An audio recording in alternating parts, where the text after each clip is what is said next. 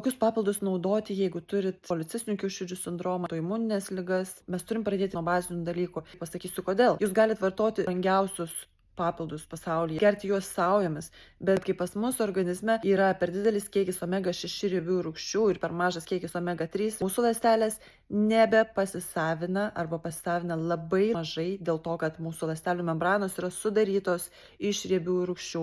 Ir jeigu omega-6 kiekis yra per didelis, mūsų ląstelės tampa nebepralaidžios, tai mūsų organizmas negauna maistinių medžiagų į vidų, nebepašalina toksinų, kurie yra mūsų ląstelėse. Mūsų organizmas omega-3 riebiųjų rūgščių negamina. Mes jas galim gauti tik tai su maistu ir tik tai su papildais. Jeigu turite sveikatos problemų, reikėtų vartoti ne mažesnę EPR ir DHR dozę kaip tarp 2000 ir netgi 4000 mg priklausomai nuo situacijos. Su policistinių kiaušidžių sindromu rekomenduojama yra ne mažesnė kaip tarp 2000 ir 2500 mg per parą.